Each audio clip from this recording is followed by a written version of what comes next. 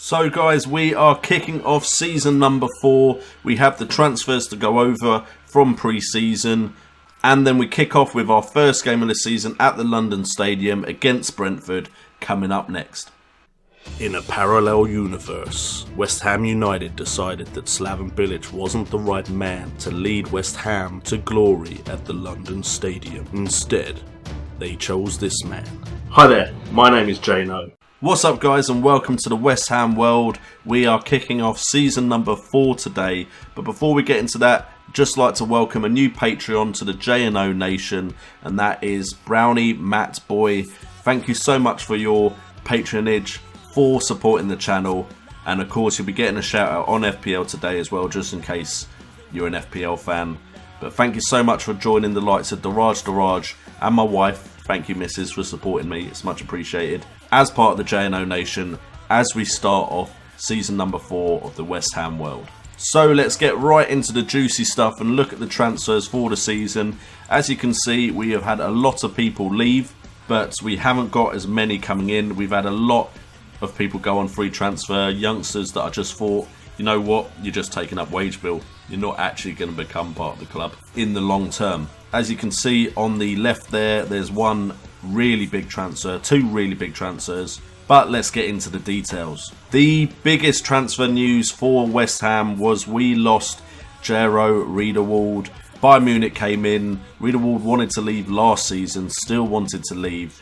He was eyeing up Real Madrid, but Bayern Munich came in with a £36 million offer. Riedewald wanted to go. I was hoping to use that money on the positions I talked about in the last episode. So Riedewald went for a lot of money. Good deal for us as a club. It is unfortunate that we're losing him, but maybe he isn't as good defensively as we could be having in the league. His mental stats are ridiculously good though. His physicals are of course improving as he ages, but we could maybe use better marking and tackling for West Ham. The biggest transfer in by just 0.5 of a million, however, is Jero Riedewald's replacement, which is Nicholas Sewell. I hope I'm saying that right. We brought him in for about 24 million, I believe.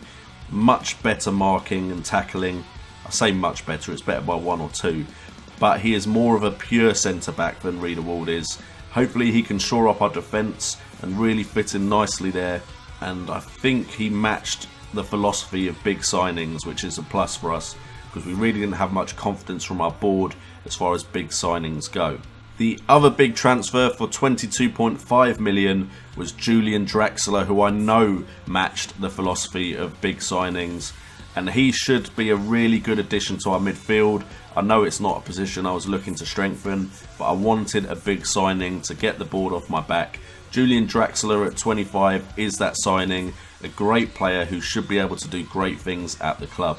We go back to a transfer out, and Martin Samuelsson, an actual favourite of mine from this series, has left the club to go and play for AS Monaco. He left for just over 18 million. I didn't really want to sell him if I'm fair, but I could tell that when I rejected the first offer from Monaco, Martin Samuelsson wanted to go. Maybe some youngsters that could become better than Samuelsson will fill his role up, but it did give me a good chunk of money to do my own bit of business, so Martin Samuelsson has left. Maybe we'll bring him back in. He definitely was one of my favoured youngsters, but he wasn't a first team player, which is why I accepted the money that was on offer.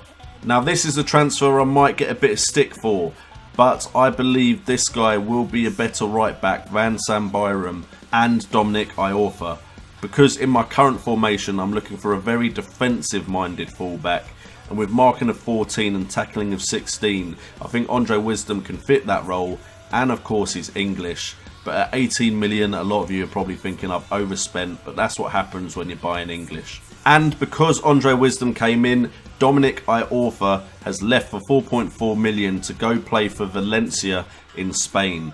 He really did improve as a player, but I don't think he was ever going to reach the heights I needed him to. I think we lost money on him overall, because we bought him for 9.75 million. So to sell him for 4 million, we lost 5.75 million on that transfer. But I think we've become a bigger club than Dominic Iorfa. We then brought in Vinicius from Brazil, a very, very promising youngster. Unfortunately, we do not have a work permit for him though, which is why we are offering out on loan. but I believe once we have got him a work permit, he could be a very, very good player for us. And apart from that, you can see we brought in a bunch of youngsters that could potentially become good. We also brought in Ben Davies on a free transfer, resolute left back. I think he should challenge Gibbs for that starting role as a left back. Very promising, good personality, and he has better star rating than either of my left backs. I know that isn't everything, but those stats look pretty damn good for Ben Davies. We also brought in Zivkovic, who I'm hoping will become better than he currently is, but we got him on a free, which is why we brought him in. He will probably go out on loan. And then of course we have loaned a bunch of our players out, like Sunday, Toby Gunn, Ed Hewson, all have great potential. Hopefully they'll have good seasons out on loan and we can bring them back to become part of the first team.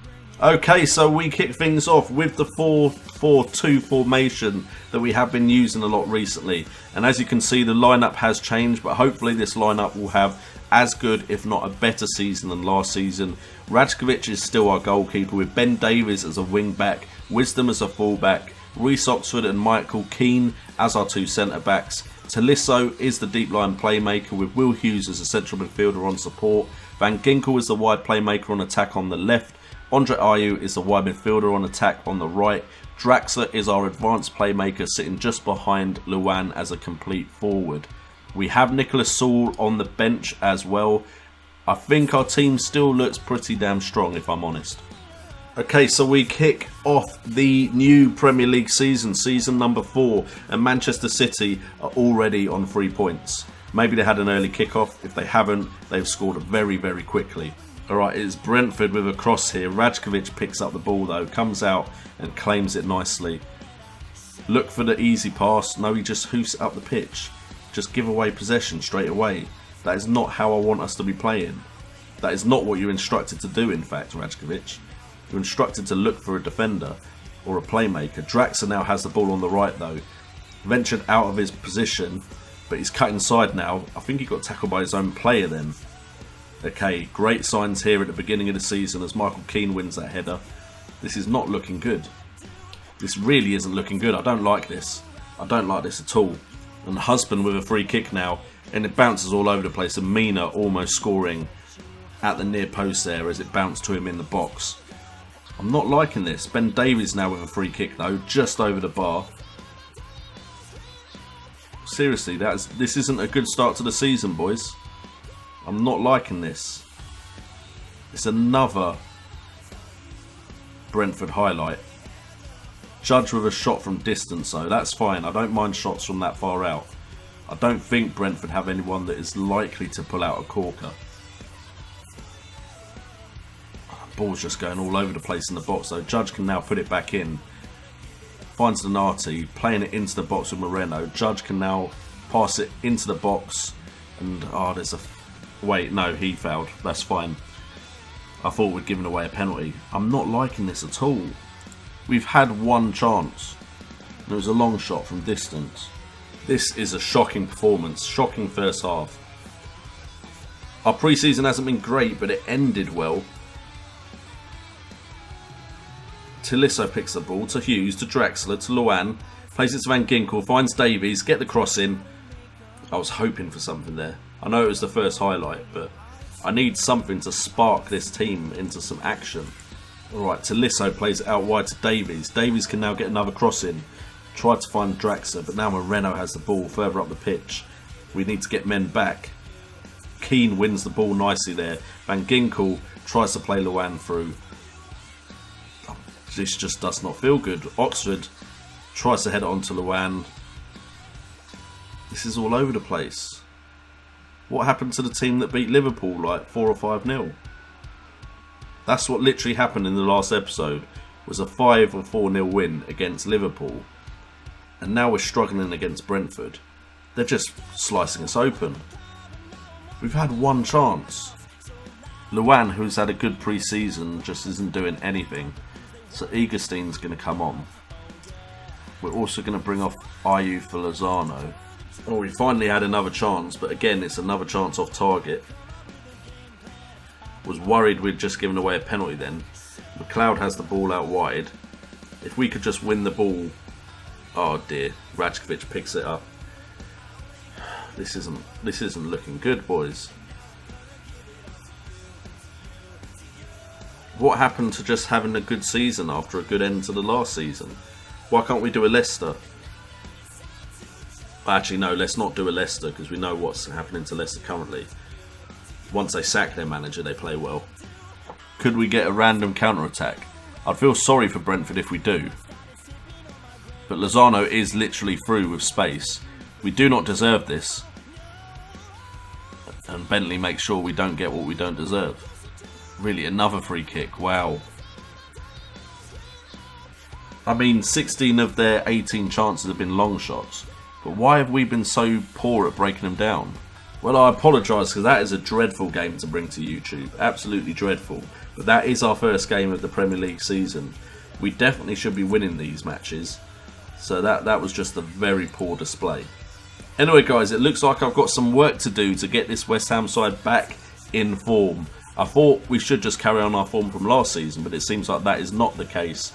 Either way, if you're excited for Season 4, make sure to hit that like button. If you're new to the channel, make sure to hit that subscribe. Check out my Patreon where you can support both this and my JNO United channel. I've been JNO, you guys have been awesome, and remember, it's all about the game.